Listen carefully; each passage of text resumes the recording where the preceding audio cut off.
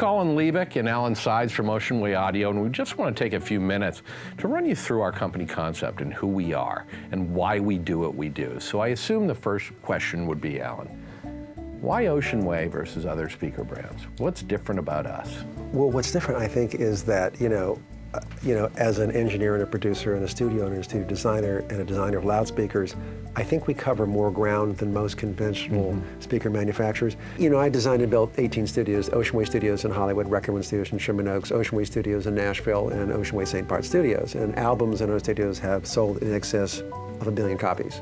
So we've had a pretty good run on that level. So you know something about studio design and speakers. Well, then as an engineer, I've worked on close to 1,000 albums. So we could say it's kind of the musician speaker or the engineer or producer speaker. These were the speakers they were using for decades. Well, I guess the other thing too is that if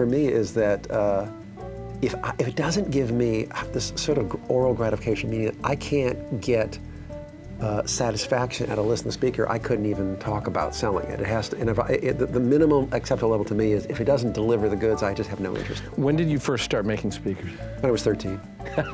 So a long time. Like in your bedroom at home, or? Oh yeah. No, I had 7-foot high speakers in my bedroom when I was 14 years old. Wow. Tri-amplified.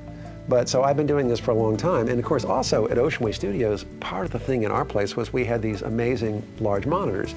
And clients would come in and they would go like, oh, the big speakers never sound good. And they listen to our big speakers and they go, oh my God, that's ridiculous. And so even if you had our big speakers and a set of NS10 Yamaha sitting in front, you went back and forth, even though our speakers were much wider, much more open, the balance was relatively consistent. It wasn't like it was a different world. So you could listen to the big speakers, you could mix and balance, and what you walked out with was accurate. And the same thing is true with all the Ocean Way monitors, from our smallest new Pro 3 to all of our speakers. They all exhibit this extremely wide bandwidth and naturalness. I'll listen to everything in a particular, say, there's a particular loudspeaker, there's a particular price range where there's a dozen speakers available that are of high quality. And I'll listen to every speaker, and my point is if I can't dramatically make something better than that, there's no point in me producing a loudspeaker. In other words, if it's not unique and significantly better than what's currently out there, then I don't want to waste my time. Where did the name Ocean Way come from? Well, Ocean Way came from one of my first studios was actually in Santa Monica Canyon on a little street called Ocean Way. It was my original garage studio. And the street's still there, and the room's actually still sitting there. So we're talking from 14 years old to present day, every one of your studios had your own speakers in them? Yeah, always. Interesting. Because also, since I also not only design the acoustics of the control room and the loudspeakers, but in the end, I balance the systems out to function. Right. So, I think we bring a little something to speaker manufacturing that is different than just pure technical. The technology comes right from the studio. It comes from making records, it comes from producing. Well, and also seeing what works and what doesn't work. Because in the end, it's the end product. It's what you walk out with that matters. If it sounds amazing to you in the studio, but you walk out and it doesn't sound right when you play it in your car, you've got trouble. Sure.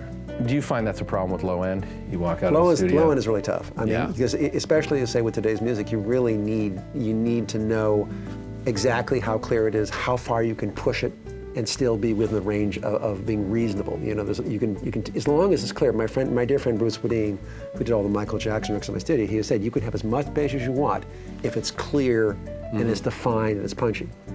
And so having a speaker that delivers that in an accurate way allows you to make those judgments. Okay, so now you've gone through all the big studios that you've owned. Why did you decide to continue making speakers? Well, for me, I get so much joy out of playing things for people. Like I love having people come in.